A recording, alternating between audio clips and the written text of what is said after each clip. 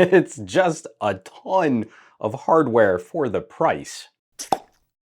Infinix was a fun brand to play with earlier in the year, and they're back in the gadget lab with the Note 11 Pro. I got to play with the variant with 8GB of RAM and 128GB of storage. And after playing with the Note 10 Pro, the mission remains. Pack a ton of hardware features into a lower cost device. It's a surefire formula for building a phone line. It also helps give us a sense of what international competition is looking like right now, because we don't always get phones like this here in the United States. Now, pricing will vary from region to region, but we're ballparking around $300, often sub $300, depending on where this ships to. For that price, we skip the 5Gs, and we also bounce out the hottest or fastest SoC, but the rest of this spec sheet is kinda ridiculous. For not a lot of monies, this is a big display running at 120 Hz, a big battery paired with that lower power processor, the big camera specs, and even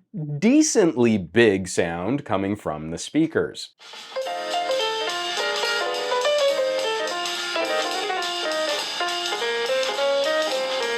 I like the subtle refreshes from the Note 10 I previously reviewed. There's a bit more focus on style, and the new textured back is a nice way to deliver shiny, but not be a fingerprint magnet. It's kind of fun catching the competition vibe. There's a certain template being used for these kinds of phones, and they can all feel kind of similar, so small changes really help a phone stand out. None of this should be expected to compete at higher mid-ranger tier. What's exciting is seeing all the daily driver capability get nicer at lower and lower prices. Now, some folks might want more compute power. Some people will prefer having legit multiple days of battery life. And it's still funny to me that cheaper phones increasingly deliver a more feature-complete package out of the box. The headphone jack? This is not audiophile grade, but it's still preferable over not having any solution to plug in a cable directly. The power button fingerprint scanner is now one of my favorite solutions. We really would not want to try and shave pennies on older or poorer performing in-display sensors. A tactile solution is just nicer, in my opinion, and performance all around is respectable. There's a pitch being made by Infinix that this is something of a gaming phone, and it can play games. The speakers are nice for game audio.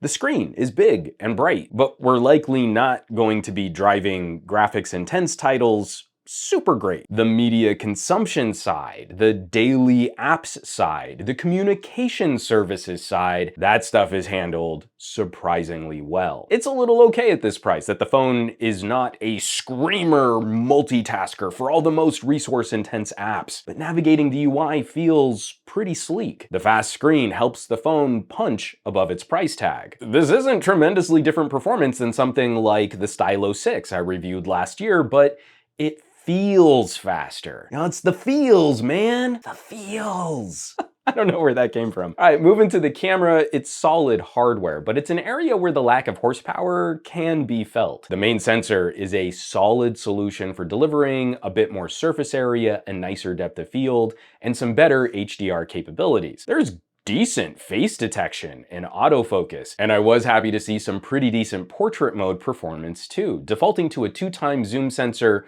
for a more flattering view of your subject. In all, stills are pretty good here, even getting down into some lower light conditions. Video, a little less so. This hardware tops out at Quad HD resolution. There doesn't seem to be any hardware or software stabilization, and it's not bad and should be fine for folks likely to stick mostly with 1080p. But we have seen this main camera sensor used to very good effect for low-cost 4K video. Ultimately, the main concern I might have with an Infinix is software. This is a heavily skinned phone, and some of the choices here are interesting. I do not like the split notification shade. A swipe from one side, notifications. A swipe from the other side, quick actions. And you can swipe one on top of the other. Or a minor irritant I had back with the Note 10 Pro, the app drawer.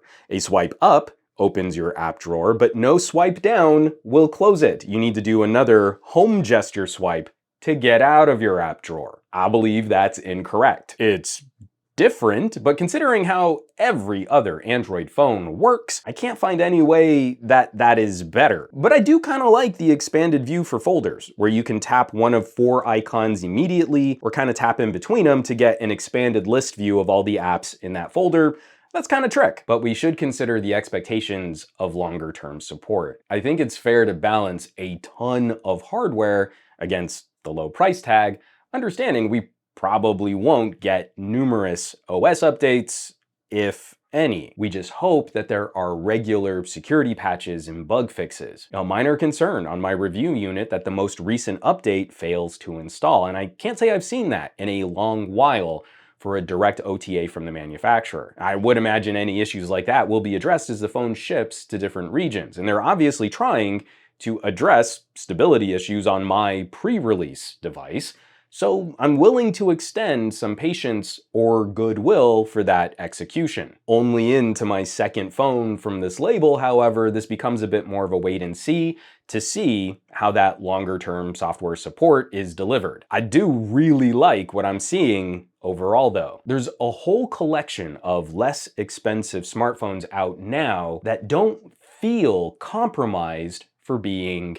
cheap. And especially for regions that haven't started rolling out a lot of 5G towers yet, there are some good reasons to save the cash on phones today that put more of your money towards lifestyle features. Putting this Infinix up against Nords, Xiaomi's, TCLs, seeing how it competes against familiar low-cost phones from Motorola, Samsung, or putting it up against an older Pixel 4a. This is kind of a fun feel. It's got a unique vibe for how we can make something less expensive, but still competitive. I do still wish that Infinix had not called this a Note, because I feel a few too many phones have used that as a name, but I think we arrive at a very healthy bang for buck for the regions Infinix will ship this to. I know I'm having a bit more fun broadening my horizons and seeing what else is out there around the globe. I'll of course leave a link down below where you can find more info on the Infinix line of phones. Maybe shop these online if you live somewhere that they will be shipping to. As always, thanks so much for watching, sharing, subscribing. As always, supporting this channel, greatly appreciated. So I really do.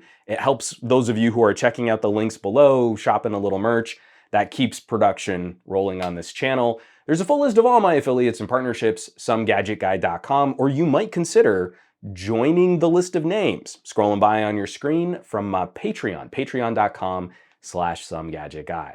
This list is basically a collection of the coolest tech pals on the planet, so I hope you'll check them out. Now, you know where you can find me around the rest of the internet at SomeGadgetGuy on the Twitters and the Twitch, and the Facebooks and the Instagrams, and I will catch you all on the next review.